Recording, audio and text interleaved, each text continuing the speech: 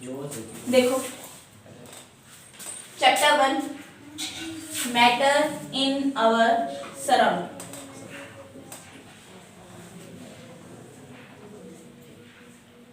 दो वर्ड है सराउंडिंग और मैटर। सराउंडिंग का मतलब क्या है? सराउंडिंग यानी हमारा एनवायरनमेंट जो हमारे आसपास है। मेरे आसपास क्या है? स्टूडेंट्स है, बेंच है, बुक है, पेन है, मार्कर है, चेयर है, एटसेट्रा। ये सारी क्या है? मेरी सराउंडिंग है। ऐसी आपकी सराउंडिंग्स है। मैटर का मतलब क्या होता है? मैटर का मतलब anything, anything in this universe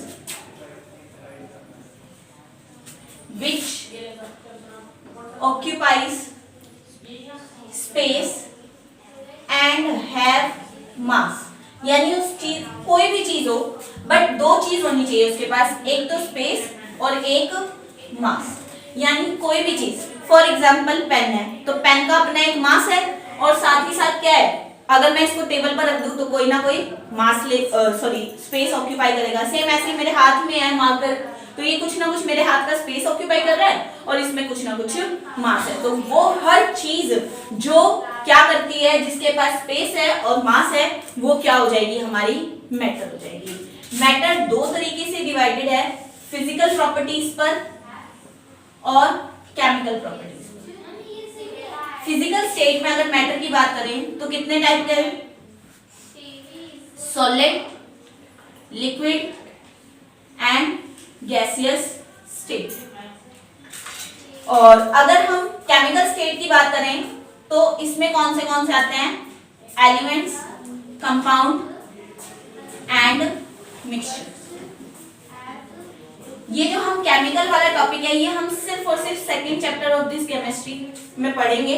अभी सिर्फ फर्स्ट चैप्टर में हमारे पास तीन ही आएंगे, physical, solid, liquid and gaseous state. ये क्या है? तीन टाइप ऑफ मैटर है। सबसे पहले मैटर की प्रॉपर्टीज देखते हैं, क्या क्या मैटर की प्रॉपर्टीज होती हैं। दो चीज तो हमने देख ली, क्या क्या? एक तो स्पेस ऑक्यूपाई होना चाहिए और उसके पास क्या होना चाहिए? मास होना चाहिए। ये बात है। अब जो मैटर है, मैटर बने किससे होते हैं? It is made up of particles. Particles का मतलब क्या है? यानी छोटे छोटे पार्ट्स जिनसे एक मैटर क्या है? बना है। यानी जैसे अगर मैं स्मार्ट की बात करूं तो इसमें प्लास्टिक है, ठीक है, रबड़ लगी हुई है आगे पिन पर और इंक है। तो ये छोटे छोटे पार्टिकल से बना है, जिसको हम पूरा बनने के बाद क्या बोल देते हैं? मैटर। लेकिन जो हम पार्टिकल्स है, छोटे छोटे पार्टिकल्स, वो नेक्ड आई से नहीं देख सकते। यानी इसके पार्टिकल्स सिर्फ हम मैटर को देख सकते हैं बट मैटर के पार्टिकल्स को देख नहीं सकते। तो मैटर की फर्स्ट प्रॉपर्टी है कि it is made up of particles and particles are so small, particles are so small that can't be seen by naked eyes. यानी नेक्ड आईज से नहीं देख सकते और बने किससे हैं? पार्टिकल से। फॉर एग्जाम्पल एक बीकर में मैंने 10 ml पानी ली, ठीक है जी, और एक बूंद इसमें क्या डाल दी? इंक डाल दी। तो इसका कलर कैसा हो जाएगा? ब्लू हो जाएगा। अब मैंने क्या किया है, एक और बीकर लिया, उसमें 9 ml वाटर डाल दिया, उसमें से 1 ml निकाल के, इसमें से 1 ml निकाल के क्या कर दिया? पानी ऐड कर दिया। ये ब्लू कलर का पानी था। अब इसका कलर कैसा हो जाएगा? इसका कलर भी ब्लू हो जाएगा। लेकिन क्या जितना डार्क ये ब्लू कलर था उतना डार्क होगा? नहीं। ऐसे ही सेम मैंने एक और लिया, फिर 9 ml वाटर लिया और इसमें से निकाल के फिर 1 ml डाल दिया। तो ऐसे करते करते क्या होगा? यानी ब्लू कलर जो था वो हर एक बीकर में कैसा होता जाएगा? लाइट कलर होता जाएगा। इसका मतलब क्या है? हर कलर में लाइट होने का मतलब क्या है? यानी पार्टिकल्स जो थे, जो मैटर था वो पार्टिकल से बना था और पार्टिकल्स को हम वैसे तो नेक्ड आई से नहीं देख सकते थे, लेकिन हम उनको ऑब्जर्व जरूर कर पा रहे थे। बार बार लाइट कलर होने का मतलब क्या था? जो ब्लू कलर यानी इंक जो थी, इंक के पार्टिकल्स क्या होते जा रहे हैं? धीरे धीरे डिवाइड होते जा रहे हैं, यानी कम होते जा रहे हैं। क्लियर है? ये थी दो प्रॉपर्टीज मैटर की, यानी it is made up of particles and particles are so small that can't be seen by the naked eyes. अब है पार्टिकल्स की properties, characteristics of particles. Characteristic of particles का मतलब क्या है? सबसे first thing, particles have space between them. Number two, particles are continuously moving.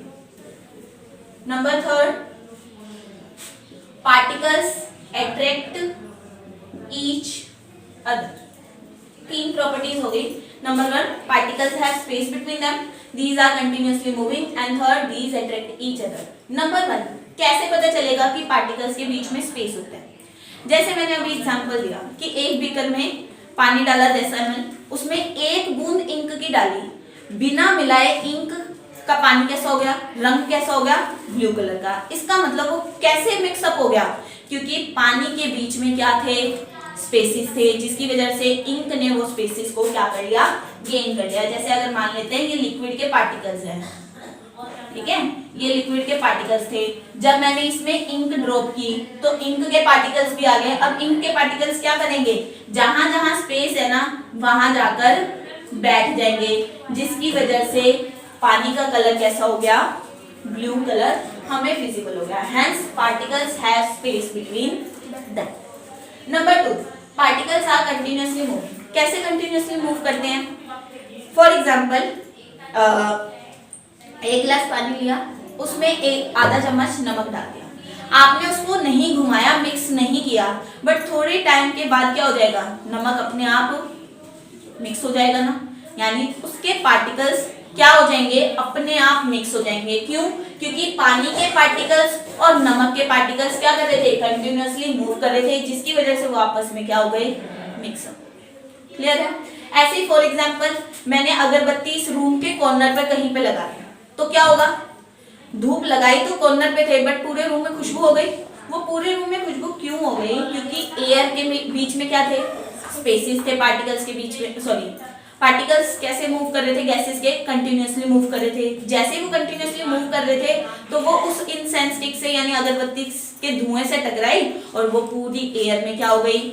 Mix हो गई। Hence particles are continuously moving. Number three, particles attract each other. एक दूसरे को क्या करते हैं? अट्रैक्ट करते हैं। फॉर एग्जाम्पल, एक गिलास पानी आपने फ्रिज में जमा दिया, पहले वो क्या था? लिक्विड था, अब आपने उसको फ्रिज में जमा दिया, वो बर्फ बन गई। अब बर्फ को तोड़ना इजी है या नहीं है एज कंपेयर टू पानी? यानी पानी में तो जल्दी स्पेस हो जाएगा, आप हाथ डालोगे तो स्पेस बन जाएगा, लेकिन आइस में बन पाएगा? नहीं। क्यों? क्योंकि सॉलिड की अट्रैक्शन क्या थी? ज्यादा थी, और लिक्विड की अट्रैक्शन क्या थी? कम थी। और अगर गैसेस की बात करूं, अब एयर में हाथ फैला सकते हैं इजीली, यानी एयर के पार्टिकल्स की स्पेस जो अट्रैक्शन थी और भी कम थी, लेकिन पार्टिकल्स तीनों के ही अट्रैक्ट करते हैं, चाहे वो लिक्विड हो, चाहे वो सॉलिड हो, या फिर वो गैसेस स्टेट हो। तो यानी तीन कैरेक्टरिस्टिक हो गई, have space between them, continuously moving and attract each. Clear है?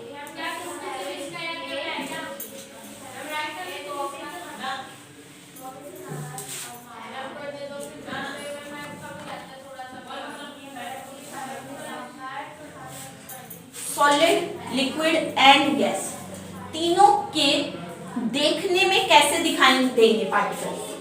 पार्टिकल्स में इनमें स्पेस बहुत कम होगा, तो पार्टिकल्स हमें कुछ इस तरीके से दिखाई देंगे। जो लिक्विड है उनके स्पेसेस थोड़े से ज्यादा होंगे एज कंपेयर टू सॉलिड, और जो गैसेस के पार्टिकल्स होंगे वो और भी ज्यादा होंगे। इसीलिए अगर मैं रूम में स्प्रे कर देती हूँ परफ्यूम या कुछ भी, तो क्या होगा?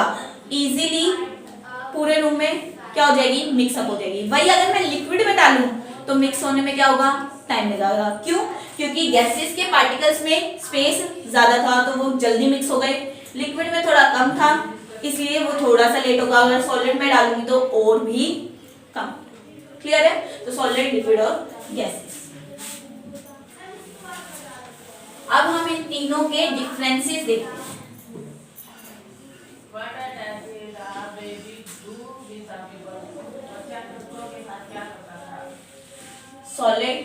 Liquid and gas. नंबर 1 है शेप। कैसी शेप होती है? सॉलिड की हमेशा फिक्स शेप रहेगी। अगर पेन की बात करूं, बुक की बात करूं, डेस्क की बात करूं, चेयर की बात करूं, तो इसकी शेप कैसी रहेगी? फिक्स। लिक्विड की नो फिक्स शेप, गैसेस की no fix shape. Number 2 volume की बात करते हैं। सॉलिड की वॉल्यूम कैसी होती है? अगर 10 किलो का आयरन बॉक्स है तो वो 10 किलो का ही रहेगा, यानी फिक्स्ड वॉल्यूम। लिक्विड की बात करूं, एक गिलास में 10 ml पानी आता है तो वो 10 ml ही रहेगा। जब जितनी बार आप डालोगे पानी तो वो क्या होगा? Liquid is also fix. लेकिन गैस में कोई फिक्स नहीं होती। फॉर एग्जाम्पल एक बलून में हवा भरी तो आप उसको दबाओगे तो क्या हो जाएगा? स्पेस ज्यादा हो जाएगा, ठीक है। तो यानी गैसेस के पास no fix shape and no fixed volume. ना ही फिक्स शेप होती है और ना ही फिक्स्ड वॉल्यूम होता है। Number 3 inter molecular space. हमने कहा था कि पार्टिकल्स के बीच में स्पेस तो होता ही है मैटर के बीच में, चाहे कोई भी मैटर हो, चाहे सॉलिड हो, चाहे लिक्विड हो, चाहे गैस हो। तो सॉलिड में स्पेस कैसा होता है? वेरी लो, बहुत ही कम होता है। इसमें मीडियम होता है और इसमें हाई होता है। अभी हमने डायग्राम के थ्रू देखा भी, ठीक है। Number 4 attraction. सॉलिड, लिक्विड और गैस में पार्टिकल्स की अट्रैक्शन कैसी होती है? इसमें वेरी स्ट्रॉन्ग, यानी कि अगर मैं एक आयरन बॉक्स को तोड़ने की कोशिश करूं तो मुझे ज्यादा ताकत लगानी पड़ेगी, और लिक्विड में कम और गैसेस में बिल्कुल ही कम। तो इसमें मीडियम और इसमें very low. Number 5 density. Density का मतलब क्या होता है? एरिया पर वॉल्यूम। तो जिसको हम हिंदी में डेंस भी बोलते हैं, जैसे गहराई। एक्चुअली बोला क्या जाता है हिंदी में? गहराई। तो सॉलिड्स की गहराई यानी डेंसिटी क्या होती है? हाई, इसकी मीडियम और इसकी लो डेंसिटी, ठीक है जी। नंबर 6 कंप्रेसिबिलिटी, यानी कंप्रेस कर सकते हैं या नहीं। सॉलिड्स को कंप्रेस या तो किया ही नहीं जा सकता, और अगर किया जा सकता है तो बिल्कुल कम, नेग्लिजिबल बोल सकते हैं उसको, ठीक है जी। लिक्विड्स को नो या थोड़ा बहुत, और गैसेस में भी, गैसेस में हाईली कंप्रेसिबल होता है। बलून में बलून में हवा भरी तो उसको इजीली कंप्रेस किया जा सकता है, तो गैसेस आर कंप्रेसिबल। नंबर 7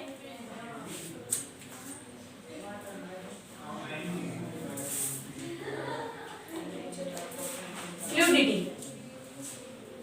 या रिजिडिटी।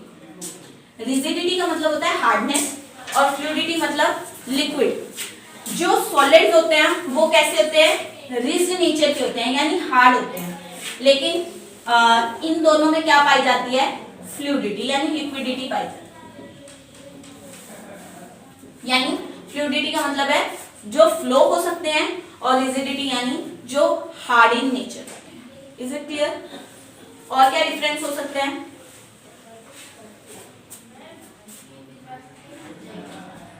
आई थिंक सारे पॉइंट्स हो गए, ठीक है जी। तो ये डिफरेंसेस थे सॉलिड, लिक्विड और गैसियस स्टेट। यहीं तक पढ़ना है आज के लिए, ठीक है।